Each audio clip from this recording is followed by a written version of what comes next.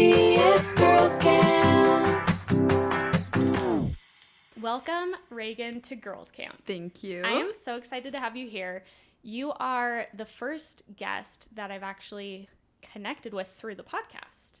Yeah, kind of fun. Internet friends. We have so many mutual friends that I'm surprised our paths didn't cross more it fully. took this long. I know, but it's so fun. A little background, Reagan and I met through the podcast. We were DMing. We happened to be in New York at the same time, and we had a lovely chat at Central Park, and I was panicking that I wasn't recording it. I was like, everything you're saying is so good. I wish I had flattered. a microphone, and I'm so glad that we are getting to chat with microphones this time. I can't wait to share your wisdom with the Girls Camp community. Well, I'm very honored and happy to be here. Okay, so today we are going to be talking about church education pretty broadly. You are an incredibly educated woman, and you are going on to get further education, which I always find incredibly impressive. And when we talked at Central Park, we were talking a lot about BYU, how that played into our faith journeys, BYU professors, kind of what type of education we got at BYU. So we're going to get into all of that. And then I have some BYU stories to respond to. And there's some fun ones. Oh, I'm sure. I put this prompt out last night, and I was kind of in a weird mood before I was going to bed last night, and I just clicked on my Google Drive link and just read through a few of them. A wealth. Yes, and I was treasures. this is why I do this. This is so bizarre and crazy and funny, and we have much to unpack. Oh, I'm sure. As usual. So before we get into all of that, I would love to hear a brief overview of your Mormon story, your upbringing, kind of how you related to Mormonism leading up to leaving. Tell us about it. So I grew up half in Austin, Texas, and then in Highland, Utah. So as a kid, was the only Mormon in my school, but all my friends were Christian. And then I moved to Utah and was plopped right in the heart of Mormon Mecca. At what age? I want to say 12. So Okay. middle school. Okay. Yeah. Wow. Yeah. Yeah. And I loved it. I was super active growing up. I made friends at church and I studied my scriptures, and I found a lot of joy in the connection that the church brings. Yeah. And really never would have predicted any sort of deviation from that. I would say the first little cracks in the surface for me were actually on my mission. So I served in Vancouver, Canada, which I loved. I honestly am so grateful for my mission still, as hard as it was. But I was all of a sudden in just this absolute religious melting pot where I was meeting people from all over the globe who practiced religions I'd never heard of and were so remarkably happy. And I had come under the impression that I had something that nobody else did and they needed me to be happy. And yet I'm learning from, these Sikhs and these Hindus and these Buddhists and these atheists and these Catholics and gaining all these little bits and pieces of light from them, and didn't necessarily feel like I had something that they didn't. Yeah. So that initially threw me a little bit, but, still was wholeheartedly in it. I think the other factor was that I mostly served in YSAs. So I was mostly talking to people my same age the whole time. Interesting. And was confronted over and over with this is who... I felt like I was meeting all these different versions of myself had I been raised differently. Yeah, very interesting. Yeah. I think, too, at that stage, I love how you described that. I remember really strongly kind of holding to or reminding myself, oh, we just are building upon these people's faith. Do you remember that? Yeah, totally. That was the narrative that I adopted, that was the narrative. Was okay, they already have all these good things, but this is more goodness, which in reality, as we know, it's a little different than that when you're not really totally able to build upon the goodness that they already have. But that just called that thing to mind for me on my mission, where I was constantly being okay, this doesn't make any sense, but maybe I'm just taking all this good stuff and trying to build on it somehow. Exactly. Yeah. Right. And I think one thing in particular that stood out to me is we talk about the opportunity to be with your family forever as like that is the motivating factor. You make the right choices now so that you can have that after you die. And I would present that to people and they'd be like, well, yeah, I already believe that. And I was like, oh, wait a second. Shit. Or it would be the opposite and they'd be like, I like don't want, that's not a reward to me. I don't want to be with my family forever. I'm like running from them in all these different ways, yeah. which is really interesting. Yeah, I hadn't thought of that one. Yeah, and I was like, oh wait, I gotta reframe all of the like, you know, reward infrastructure, I guess, that I came and thought I was offering. So that was a big thing, was my mission. Although, like I said, I did really love it, returned home still really active, and then was at BYU. And gosh, I don't know when like a shelf broke, so to speak, but there were all these little pivots, and mostly it was meeting and loving people who are marginalized by the church, which forced me to be like, okay, I don't, you know, the God that I believe in is not necessarily the God I'm being presented with here. And how do I reconcile those two? And so then I had a big chapter of, okay, like ideologically, I don't align with the church, but I'm still super active in terms of behavior. I still look and act and present myself as very Mormon. Yeah, keep the word of wisdom, wear right. garments. Yeah, that kind of totally. thing. Like my behavior has not changed, even though my ideas have, you know, that progressive Mormon phase of like, well, I'm going to fix it. Absolutely. I'm going to stick around and be the voice of reason and advocate for these people who are on the fringes here. Yeah. And then I think I just got tired. I think, as one does. Yeah, I ran out of energy and I also didn't see the needle moving. And I studied political science in school too, which I'm sure we'll talk about later. But, you know, when you look at religions in general as institutions, we call them sticky institutions in poli-sci, meaning they change so slowly, like molasses, especially when in any situation in which leadership is in power for life, like things don't change until you have a new generation of people making decisions, which takes a long time. Takes a really long time. And so I don't know, I felt like I hit this point where it was costing me more than it was giving me. And then I moved to Austin and I left BYU and, you know, still went to church sporadically there, but it just felt so empty to me in a sense. And so I haven't gone in a really long time now. And, you know, people ask me, oh, you went to BYU, are you Mormon? And I'm like, well, kind of. Like, I don't know how to answer that question. I haven't formally left. Honestly, I probably never will, just because I really liked, oh my gosh, I'm totally going to space her name, but one of the guests you just had, the palm reader, who was so lovely. Yeah, Ash. Yeah, how she talked about how, like, that is a piece of herself. Totally. There's nothing I could do to unravel it from my life. Yes. Entirely, and so I'm not going to try. I'm just going to take the pieces that I value and walk away from the rest of it, and I think that'll be a constant state of flux, a constant evolution, which is daunting to get comfy with. Absolutely. But yeah, it requires a lot of nuance. It requires a lot of practice in holding two truths at once. Trial and error. Absolutely. So much is coming to mind for me. Thank you for sharing all of that. One thing I was thinking of is how different it probably is to leave Mormonism or to kind of separate in the ways that you have when you are elsewhere outside of Utah. Because I feel like for me in Utah, I feel more of a need to differentiate from Mormonism, the mass of Mormonism here, where I can see if I moved at this stage to another state and people, you know, it came up, I served a mission or went to BYU, I would feel differently, I think, connected to that Mormon piece. Yeah, you feel a little bit defensive of it almost. Absolutely. Yeah. Which is an interesting phenomenon. Yes. But I felt a lot of that, especially in Austin. Like, I was the only person one of like 3 people who went to BYU in my, you know, big giant office, and definitely the only Mormon any of my friends there had ever been close to at all. Yeah.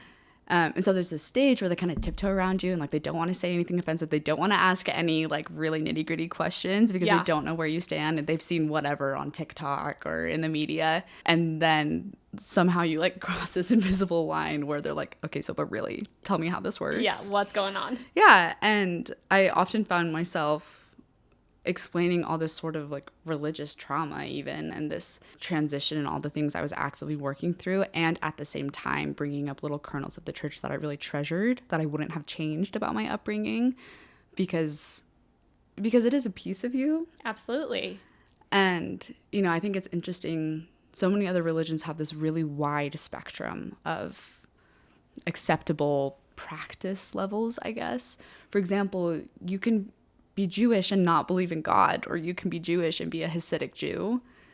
And we don't have that. We have this very binary, you're in or you're out. And that's hard. It's really hard.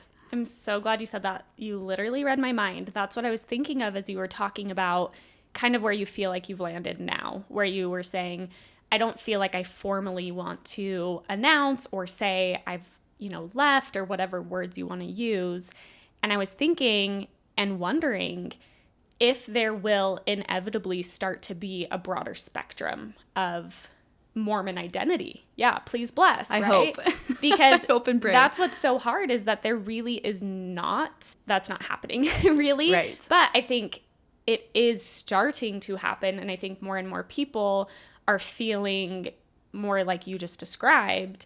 And yeah, other religions, they have a very broad spectrum, as you described. Same with Catholicism. There's people who are Catholic and it's more of an identity heritage piece for them, but they feel really comfortable saying I'm Catholic, even if they are maybe not really that invested in Catholic theology and practice, et cetera, et cetera. Right. So I think that's a really interesting thing to explore, and I'm curious to see how that kind of pans out for Mormonism, because I think it would do the church well if people who have created some distance and separation could still feel a sense of belonging and ownership even. Exactly.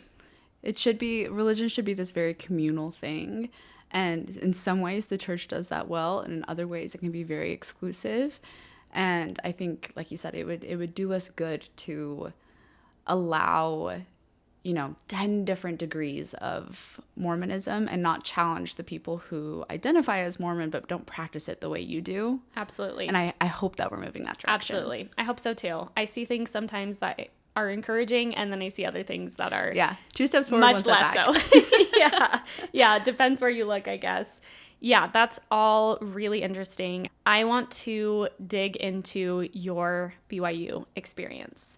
And you studied political science. I studied English literature.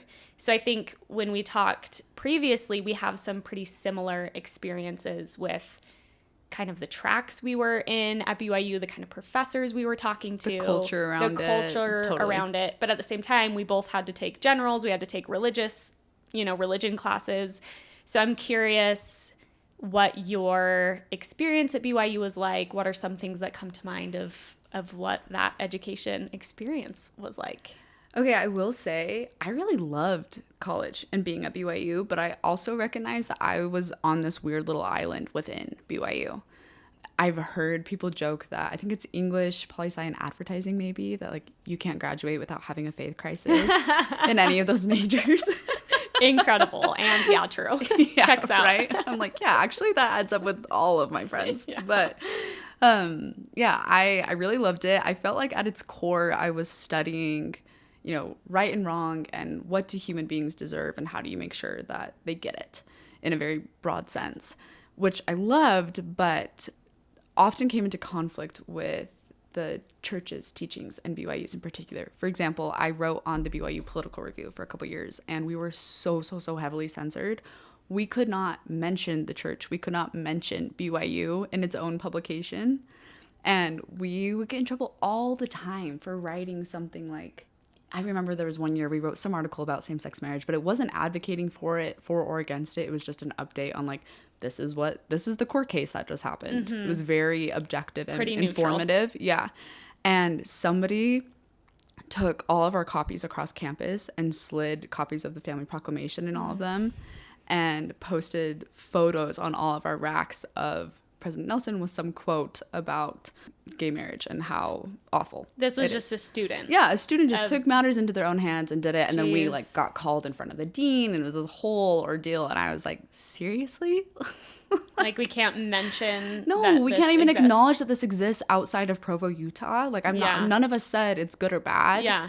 It was really interesting. But I had professors who really took matters into their own hands in the sense of trying to create this middle space, because BYU often makes you feel like you have to be all in or all out. It's back to that binary. Yep. So you either are drinking the Kool-Aid and you love the church and your elders quorum president and you love your religion classes and you talk about your mission, or you hate the church and you want nothing to do with it and you'd transfer in a heartbeat if only your parents would let you, or whatever it is. And it can be really tricky if you're not on either of those ends of the spectrum to be like, okay, but wait, where's my safe space? Who can I talk to?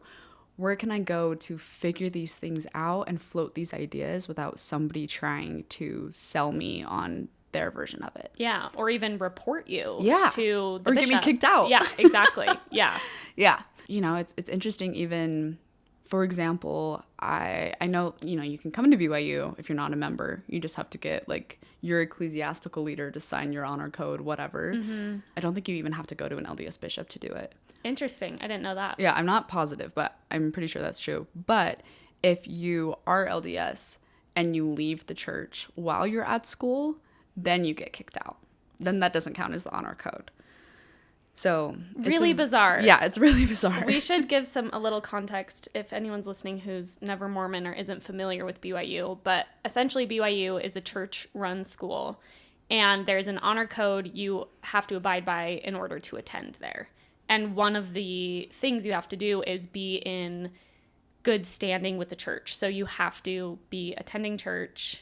Do you have to have, is it the same as a temple recommend? I don't think it's, no, I don't think it's to the same extent as a temple recommend, but you're abiding by all the main rules of the church. So you're not drinking, you're not having premarital sex, you're not engaging in homosexual relationships or dating. Yeah, it's all of those sort of big chunks. Yes. So even so you can go to BYU as a non-Mormon. Most people who do that, I would say almost everyone who does that is probably there for sports. Yeah, I would say in poli-sci we actually had a lot of international students who, good point, especially from the Middle East, who get BYU gives them really good scholarships, and their parents are okay with sending them to BYU because they're like, oh, out of all the American universities, it's a dry campus. Yeah, you're not going to be you're not partying at a fraternity. Yeah. Yeah, it's like the most sober campus. It always wins the most sober campus in the United States. We're so lucky. Yeah, we're so lucky. So sober at BYU.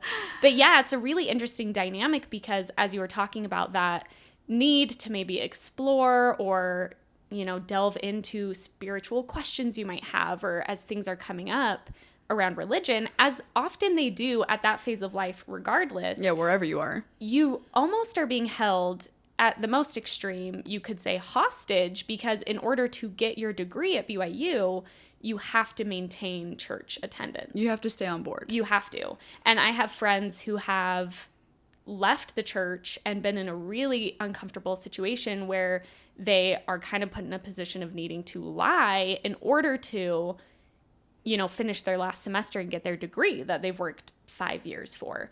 So that gets really complicated because it's pretty cut and dry, the honor code stuff. So if you are wanting to explore outside of what the honor code allows, you really truly are in danger of getting kicked out of school. So it becomes this kind of interesting situation, especially because there is, and I don't think I experienced this very much because I never lived in the dorms, but I know there's also a culture of, I'm trying to think of a better word than tattletaling, but there's kind of this culture of not only do you abide by the honor code, but you have to make sure everybody else around you is as well. Yeah, sort of a citizen's arrest. Exactly. And some people take that very seriously. Yeah. So you might not feel comfortable if you have, roommates, you might not feel comfortable even talking about concerns you have with the church because that could raise red flags. They could tell your bishop could need to talk to you. So it creates kind of this interesting kind of, again, maybe it feels like a trap for some people because you feel like I need to maintain church membership in order to just simply get my degree. Right. Yeah. It makes it tricky to figure yourself out, even if it's not a full-blown, like, do I leave the church or stay?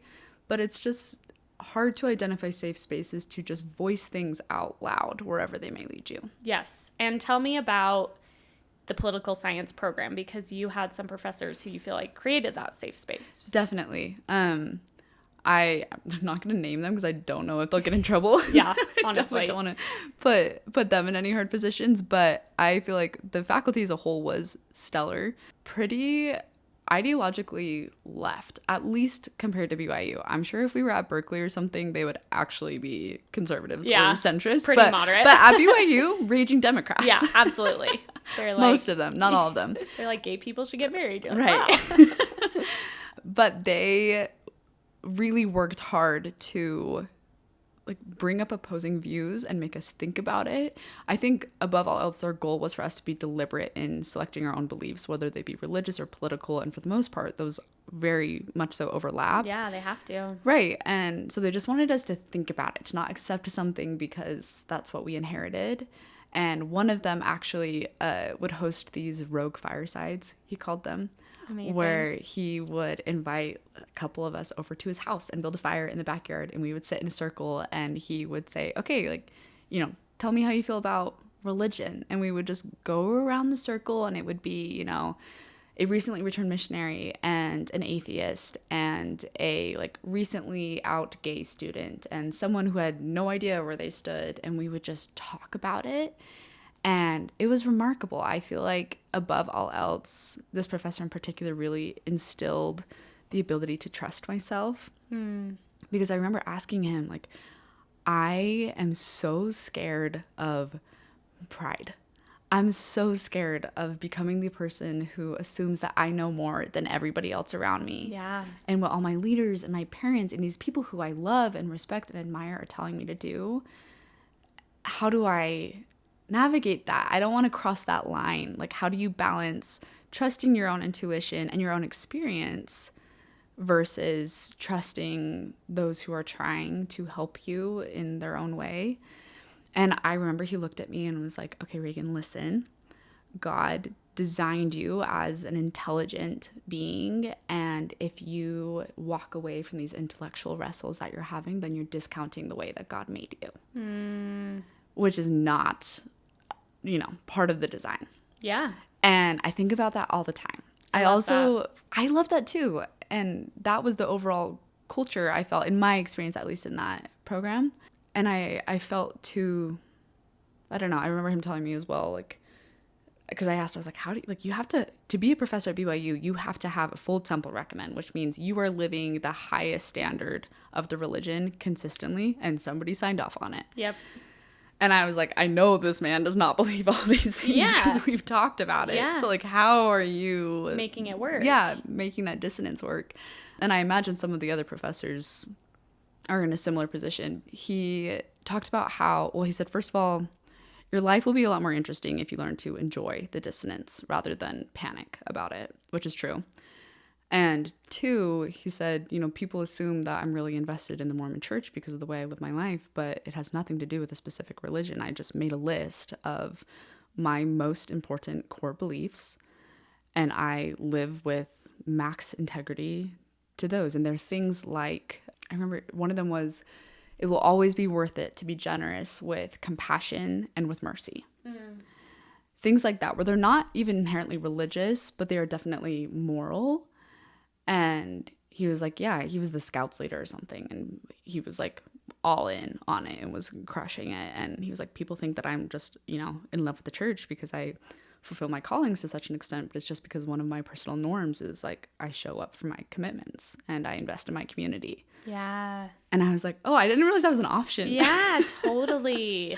No, that's so fascinating. And I think there's so much there. There's so much there, because one thing that I was thinking about as I was kind of reflecting on this episode, and when we're thinking about a university like BYU that is founded very heavily on religious principles, is there is a bit of a dichotomy sometimes between, in my mind at least, between highly dogmatic religion and intellectualism, because academia, just intellectualism in general, requires a lot of curiosity. It requires a lot of questioning of our own core beliefs. I think there's a lot of things about the academic world that kind of challenge just the way that religions operate, which is this is true because we're being told this is true.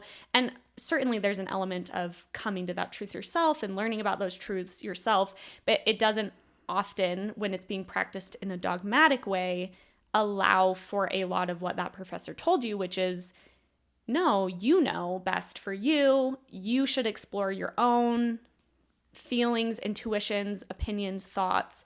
When from the pulpit at General Conference, we're hearing doubt your doubts before you doubt your faith, which in a way feels pretty opposite or contradictory to what your professor is saying. So you have this dynamic where from the very higher ups, something's being said, but then you have kind of countercultural interpretations and individuals that have these positions at BYU or in society. And anyway, that's a whole long ramble, but I have thought a lot about that principle of, can Mormonism, and obviously it can because your professor is practicing it that way, but I don't know, I guess I want to dig into that a little bit more because I think a lot of people listening might say, well, okay, good for your professor, but that's not real. Well, and I will say he's in a position of privilege at this point because one, he's a white straight man, so all the leadership looks like him and is more willing to believe him when he says, yeah, I'm living these things. Two, he's also married and, you know, has kids and lives in Orem, Utah. Like, he's not trying to date or, like, you know, let alone date someone of his own gender. And I guess I'm just saying that his life on paper does not stray that far from what the church accepts, despite the fact that his belief system is totally different. So maybe there's no super significant obstacle that, could be viewed from the outside. Yeah, that's a great point. So, like, you know, I'm not suggesting that's a solution for everybody by any means, nor is it what I'm doing. Yeah. And, you know, you have to navigate that yourself. Totally. No, but I do think it's really interesting, and I think it's something that I really like talking about and remembering, because my experience at BYU, I would say, was fairly similar to what you're describing, where I was surrounded by professors who I hold in very high esteem. Totally. Who are incredibly smart, and not only incredibly smart, intellectual, impressive, credible people in their respective fields, but also were just very good, morally aligned. You just want to be like them. Exactly. Just really, really good people. And I had a professor who was kind of my mentor at BYU, and I just admire him deeply. I still do. And a lot of what he talked about in relation to the gospel was what he called meaning making, which is, he taught literary criticism. So his whole poking holes in things. Exactly. Right. And creating meaning that is maybe not the obvious, straightforward meaning. And really digging into things, kind of reading between the lines. And his whole point was, I think, what your professor was saying too, of there's actually a lot of intellectual richness in the dissonance that can come with a religion like the LDS religion, because it does challenge you. You're often having to live in that in between, especially as you're being educated. When you're talking about literature or political science, you're having to wrestle with a lot of things, which I think can oftentimes be really intellectually enriching and fulfilling. But I love the point that you made and the caveat, which is that is true until maybe push comes to shove and you're a gay individual and it's no longer an intellectual pursuit. It's a life. Practical one. Exactly. Right. It affects your, you know, how I go about my day, what my future looks like. So yeah, I think my most core belief, the thing I am most certain of at this point in my life, is that different souls need different experiences and belief systems to get them to the same finish line. If that finish line is being the best and happiest, most full version of yourself. And, you know, I still definitely believe in God and consider myself a very spiritual person. I also understand why people don't believe in anything. But I just think if God is who I think they are, they're smart enough to have found a better way to get the answer out there if there was really one answer that everybody needed. Yep. And I think that's the same reason that I'll never completely condemn the church, because I also see like my mom's been through a really rough couple of years, and the church has saved her in a lot of ways. And I would never want to take that away from her or suggest that her life would be better without it. But my life definitely is, and that's okay.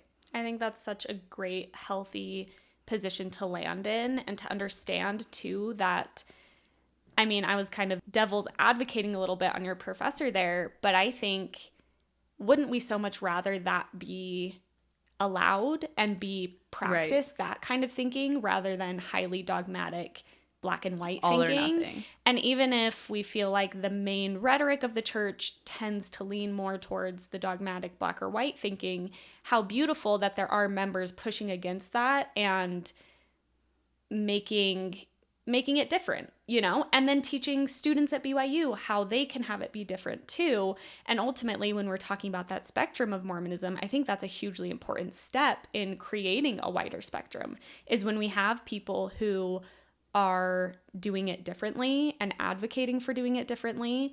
And I think that BYU in a lot of ways is a really good example of that in these programs that we're talking about, where there are professors who you can tell, even if they don't explicitly say it like your professor did, you can tell that's what they're doing. That they're they're creating space. Exactly. And they're maybe creating meaning, or they're reading between the lines and interpreting differently. And it's making them a safer space for people who maybe still feel most spiritually aligned in Mormonism, but want to do it a little bit differently than is the ABC formula that Mormonism teaches. I also don't know anybody for whom a faith transition has been a light switch, where one day they're all in and then the next day they're all out, or vice versa, frankly. And you need these little spots of respite along the way where you can pause and collect yourself and ask questions and reconsider, and maybe you take a step forward, maybe you take a step backwards, but you need to know that that's an option, that there are other people in those same spaces as you, because it can be so lonely. It can. It can be the loneliest thing in the world. And those people, those spaces, I think can be stepping stones for people to, if people are going to be happiest outside of their religion, they can be stepping stones towards that without the immense fallout of the light switch situation. And I believe you and I talked about this as well, but you think of certain Mormon, very progressive Mormon influencers who are on Instagram being, I would say, highly, highly critical of the church, although still identifying as Mormon members. And while I see how that can be frustrating to certain post-Mormons or people who've been harmed by the church, I also see how useful and important those spaces are as well for people who are needing that stepping stone out, or people who are needing to stay in for whatever reason it may be. Sometimes it might even just be logistical reasons or reasons of safety physically. Yeah. And they are finding spaces where they can understand, oh, it's okay to question things. It's okay to critique things. It's okay to expect more, to ask for accountability, and still maintain Mormon identity in whatever way that looks like. Right. I think it comes back to autonomy, or the idea of free agency, which, really loses its luster, I guess, if there are really only two choices. If it's really just A or B, then how much of an exercise in choice is that really? Absolutely.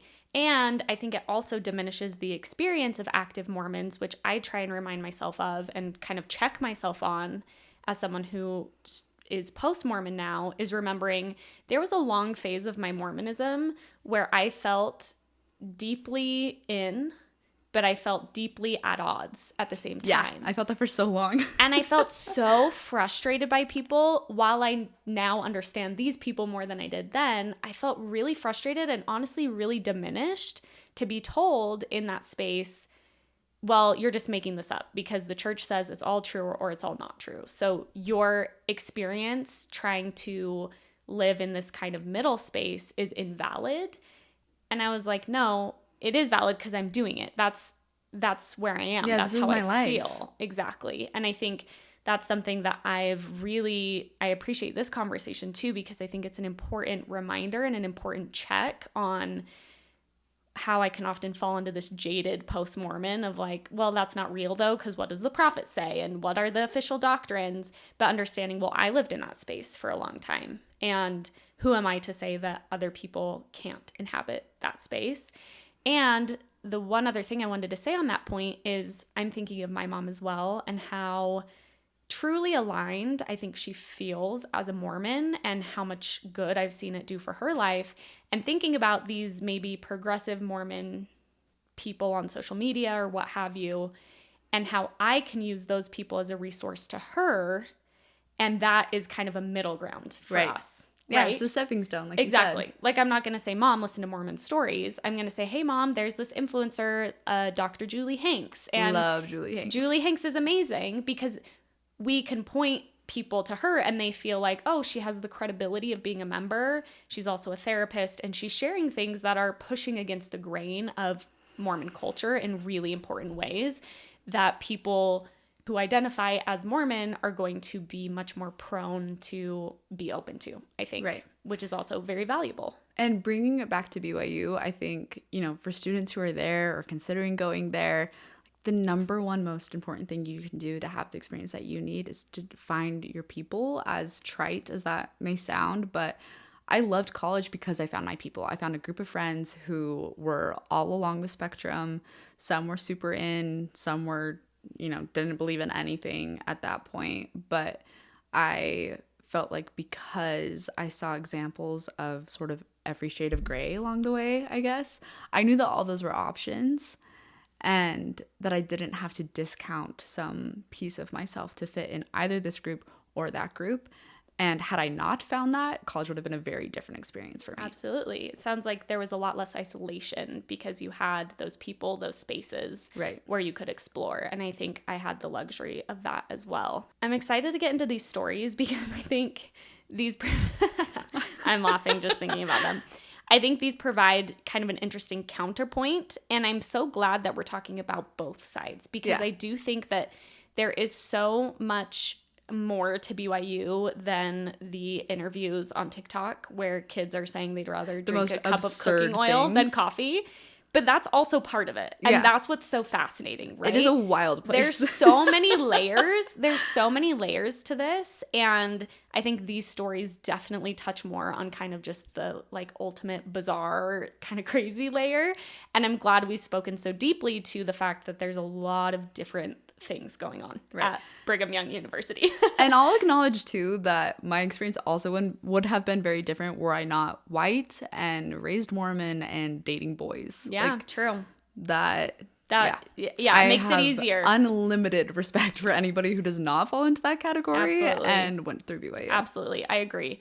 Before I start reading some of these, did you have any really crazy hyper conservative, hyper orthodox professors? Anything that comes to mind? Ooh. I mean, not in political science for sure, but I did have some psycho landlords who took, I guess, guarding the honor code into their own hands and took it to an extreme. Like I remember those vigilante landlords and like the like older people who live at the dorms and like watch the freshmen. I remember Ethan, my fiance, was helping me move out. I'm graduated at this point. I'm literally packing up my car and moving to Texas. It's also probably 10 a.m. It is the middle of the day, and he's just carrying stuff from my room downstairs to my car. And my mom is there too. Like my parents are in the room. Ethan is also there. My landlord walks into the house and chews him out for being in my bedroom. And I was like, helping pack sir, what do you think we're up to? Next to my mother? Just like a quickie amongst the boxes while your mom's in the bathroom packing up. Yeah, stuff like that all the time. Very, very letter of the law. Yes. Very letter of the law. Where it's like, well, boys aren't allowed in your bedroom. But it's like, okay, but I'm moving. And it's 10 a.m. and he's helping me carry boxes Sorry, sir, out. you want me to carry all of this? Not happening. It's just so silly because it's so extremely letter of the law. It's like, no, that's not even a thing.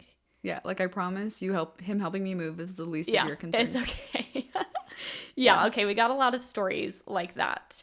I'm just going to jump into them. Oh, wait, I'm so sorry. I thought of one more. Oh, please. That's so important. Please. I had a bishop who printed out packets, like probably a 6-page packet of paper for every member of the ward, so like my whole apartment complex, on his interpretation of the law of chastity, which included never being in the same building as a boy unless there were other people in the building as well, to never kiss someone unless both of your feet and both of their feet are on the ground, to never like hug more than 3 seconds. It was truly so absurd. He typed that up. He typed it out and printed it for all of us.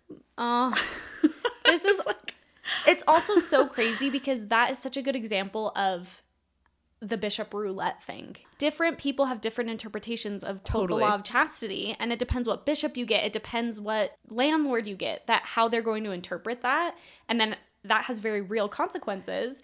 If someone sees a boy in your bedroom moving your stuff and reports you, like, right, it's crazy. Well, and I think it was also like to never be in a car alone with a boy unless it's like in motion. And I'm like, so what? I have to leap out of the car the second we put it in park? You have to like, roll. You have to actually roll while the car is moving. Like, crack the door.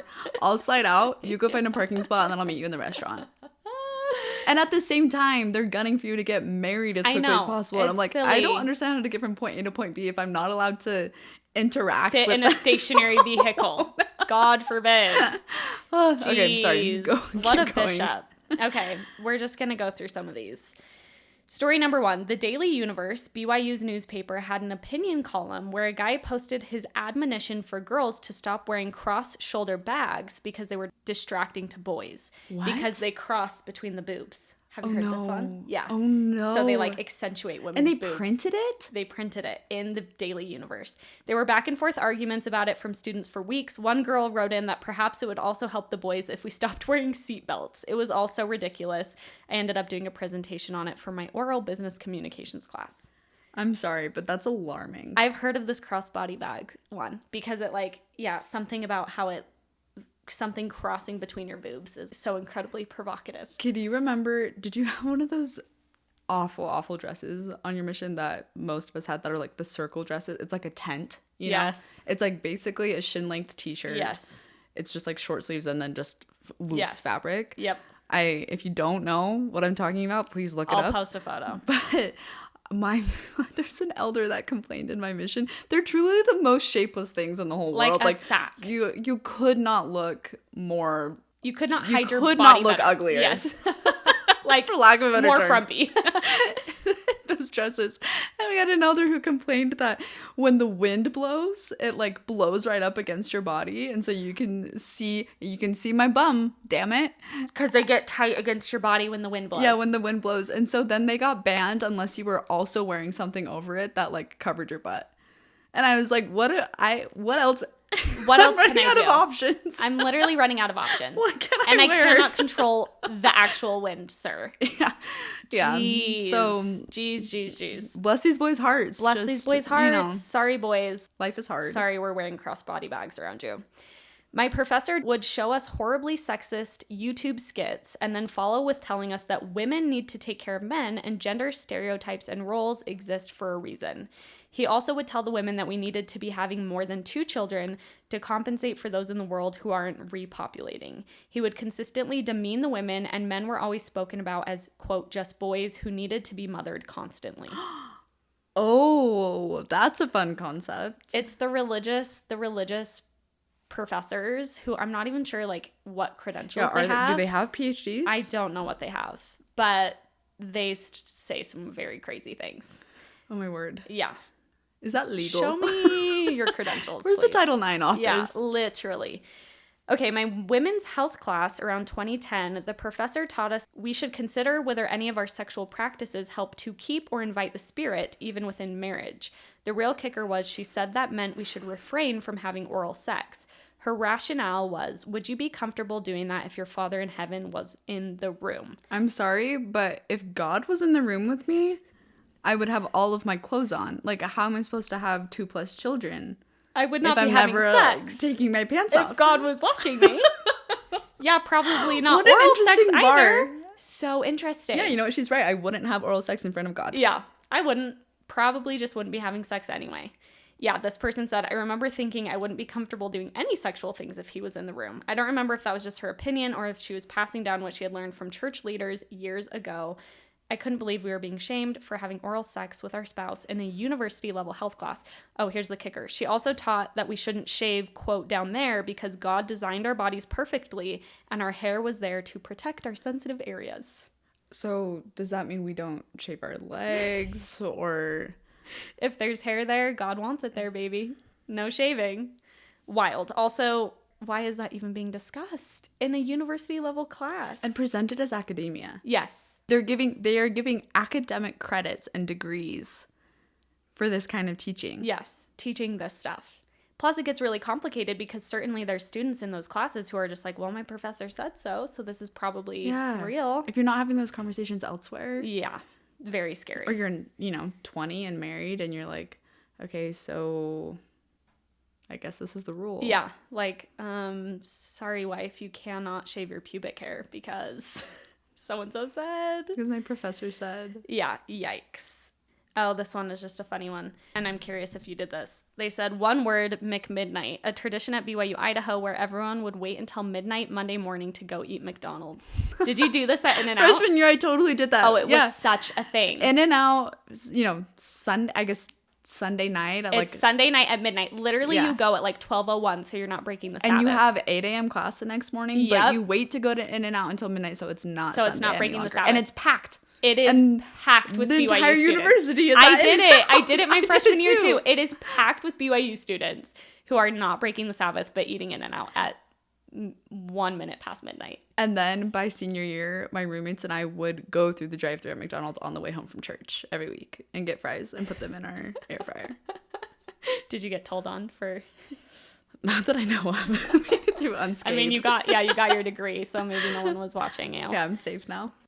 Okay, this one's interesting. This person said, kind of similar to the experiences we were talking about. The Humanities was great for me during/after my faith crisis because one class went over paganism and others let me explore topics like racism, sexism, and faith crisis through my writing. And I went to class with short shorts and purple hair a couple of times. I did get reported to an honor code office my last semester, and that was a whole adventure, but I made it through. So I think there are other people who have also kind of had, it's kind of similar to going on a mission where you think, oh, BYU's the safe place or a mission's the safe place. But I think for a lot of people, when you are getting education on that level, even within this kind of bubble of BYU, it is difficult to not start wondering about things. When you're reading world literature, when you're learning about world religions, et cetera, et cetera. I always wanted to take the class, The Bible as Literature. Yes. That's in the English department, right? Yeah, my grandpa teaches that. No way. Did you know that? Okay, I did not know that, Yes. but I heard amazing things about it. He's incredible. Yeah, super interesting. I never got to take it either, but yeah, my grandpa taught that class. Yeah, I would love that. I know. It seems really cool. And it is cool, I will say. I remember at BYU being like, this is so cool that I can apply my faith in an academic setting.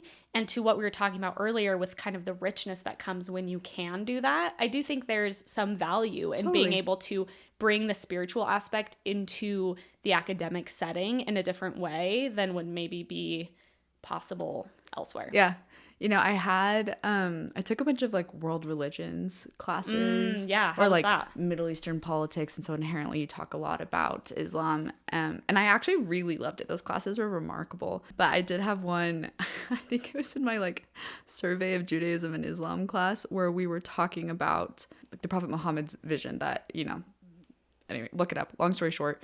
And my professor's commentary was literally like, can you believe that Muslims believe this? Oh, like how silly it is that they think this teenage boy, went into the desert and had this vision. And God spoke to him. It's like, I'm sorry, I must be missing something because surely this is actually more logical than much of what you're teaching me about my own religion. So just that dissonance is sometimes stunning. That's really interesting. I took a world religions class as well, and I don't remember it very well, but I feel like I had a pretty cool professor, and he was more... Did you have the one who was a convert from Greek Orthodoxy? Maybe. Because for my world religions class, I had him, and he was awesome. And I bet he had a much different take than... Yeah. One of the first days of class, he puts up this slide, and it literally says, does God want everyone to be Mormon? And I raise my hand and I'm like, no. And, you know, there are little, like, rustles amongst the class. Like, who's this chick? And the professor looked at me and he was like, Reagan, let me tell you that you are either on the way to hell or exactly right. Whoa. And I was like, okay, thank you. Like, good to know. Which one? But yeah, he just kind of was like, don't you think God would have figured out a better way if you wanted everybody to be Mormon? Yes. At this point? If he wanted everybody to be Mormon, there would be more Mormons. Yeah. And I was so grateful that he was saying that in the context of a Cool. BYU religion class, because I'm sure a lot of the students in that class was the first time they'd ever considered something like that. Absolutely. Even and been having exposed it to come it. from someone like him meant so much more than, you know, me posting on something on Instagram about it. Absolutely. Yeah, so there were some good nuggets, but Cool. there were also some Not so good. not so good. It's a mixed bag. It's a mixed bag. That's at the BYU. best summary. Yes, it's You just never absolutely know what a you're mixed gonna bag. get. Oh my gosh.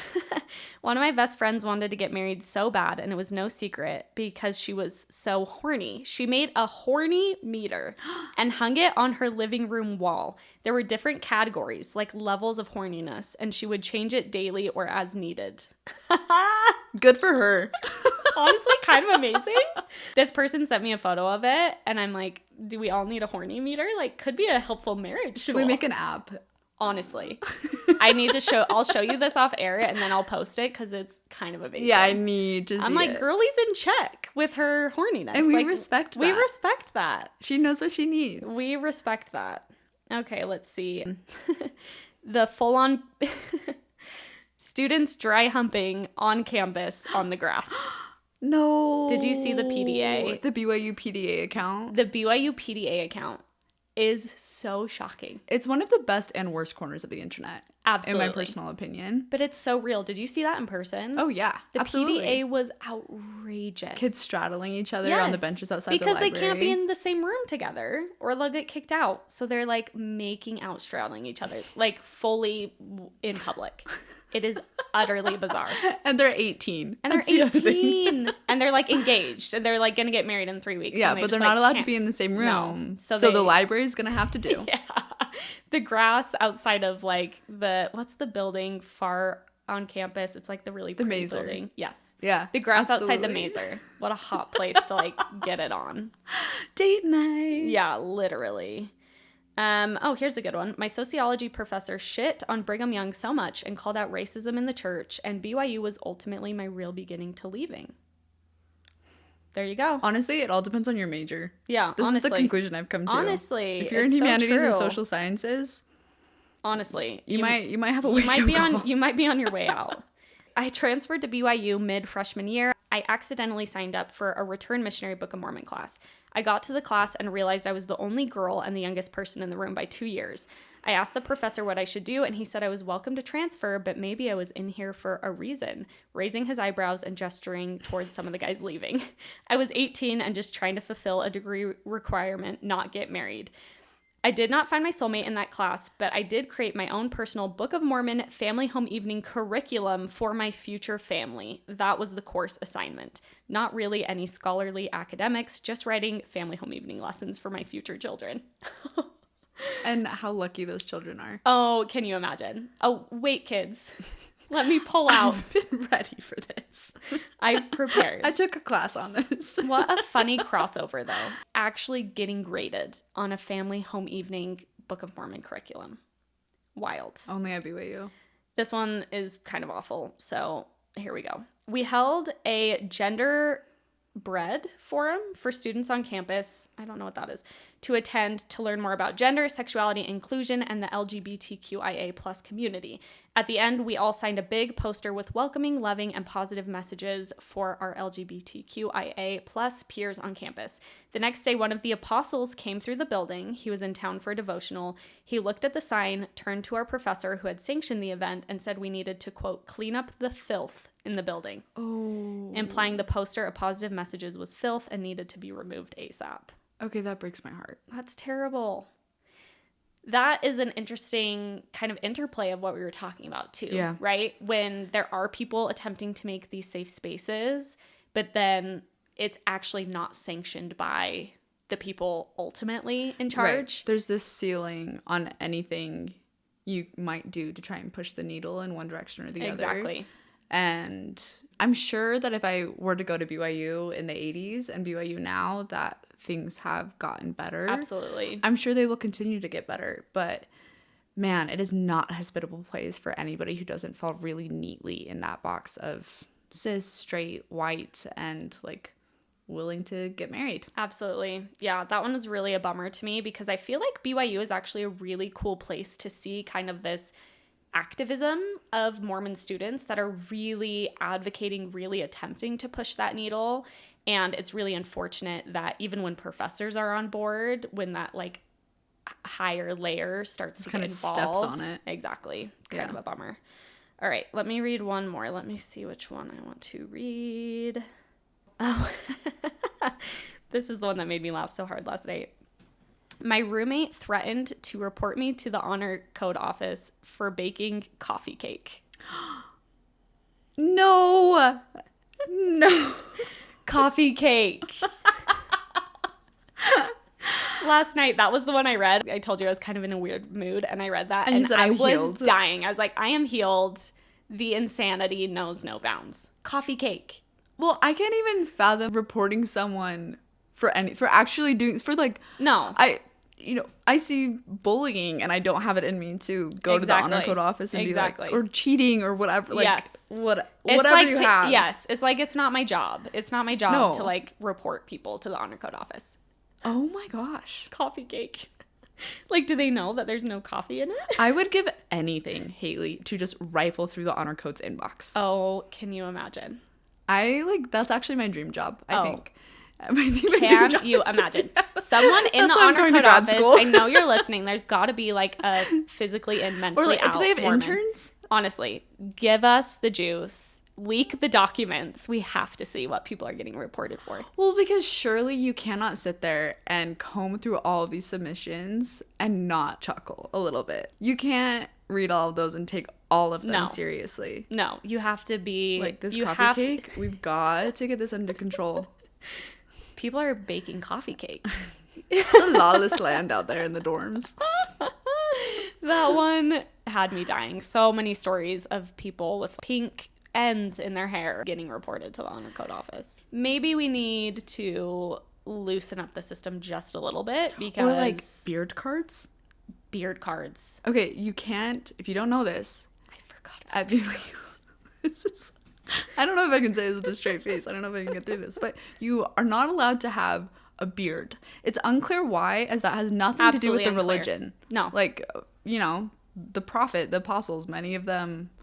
I'm sure have had beards at some point in their lives. But at BYU, it's simply non-negotiable. There will be no beards. No beards. The only way to have one is to get a beard card. You can get a beard card if you have a doctor sign a note that you have a medical reason for needing a beard. For example, my friend had poison ivy on his face. And he got a beard card because he couldn't shave. But they gave him such a hard time about it. They were so mean to him about it. Not it's boys so like intentionally rubbing poison ivy on their face because they want to grow facial hair. Well, I have heard from multiple boys that the thing to do was to like give yourself a bad breakout, basically, because then you could go to the dermatologist and say I can't shave. And say I can't shave because I have 9 million zits on my face. So I need a beard card. So I need a beard card so that I'm allowed to show up to class with facial hair. I'm so but it doesn't glad apply to you mustaches. reminded me of beard cards. You can have a mustache. No, just beards. Oh, my husband had a mustache the whole time. The beard thing. It's just one of those things. It's what you said at the very beginning about the political science, the thing you mentioned about sticky institutions. Yeah. Somewhere, someone said, let's not do beards. They don't look, we want to look cut enough. Yeah, we want to look more clean cut. And now, still to this day, in the year of our Lord, 2023, you are not allowed to have a beard on BYU campus. No. Nuts. Or like boys can't have long hair, which I had a lot of guy friends who would just tuck their hair into beanies whenever they had to go to the testing center. But remember how you couldn't wear leggings to the testing center? You can't wear leggings to the testing center. You have to take out double piercings. People were turned away for double piercings. Oh, yeah. Women, if you had any color in your hair. Short. No, like literally trying to go take a test and they're like, oh, you're wearing leggings. Like, go home. Yeah. I'm sorry. Is it 1954? Yeah, at BYU. Like, and why did we choose that? Why didn't we get stuck in like the 80s or something? Literally. Like let's move a little bit ahead, BYU. really bizarre. There's so much more we could talk about with the bizarre things, but I think that gives people a good taste of the flavor. A little hint. Just a little hint of what's going on at BYU. I so appreciate your insights. I think you have such a beautiful way of speaking to the nuance of all of this, and I really appreciate that. So thank you so much. Thank you for having me, Next Haley. time you're really in Utah lucky. or next time I'm in Seattle, let's do this again. I know. Well, I'm moving to Boston. Oh, yes, you're going to Boston. A month. I want to visit. I really want to go to Boston. I've never been. It's a really darling Also, city. Reagan's going to Harvard, everyone. So starting grad if school that in the doesn't fall. give her any credibility, I don't know what else will. Because I couldn't get enough of school. Yeah, Harvard's going to be different. You know what? We Harvard's should. going to be a different vibe. Let's talk in like 6 months. Should we do a compare and contrast? Yes. The differences between Harvard and BYU. Well, this is funny. I got automatically added to like the LDS Student Association because I went to BYU. Yeah. Which is interesting on its own. And so somebody, they were really nice. They like called me and they were like, congrats. And one of the first things they said was like, we have such a good LDS community here. We all babysit each other's kids all the time. And I was like, first of all, I don't have children. You're like, that's not what I'm going to be needing.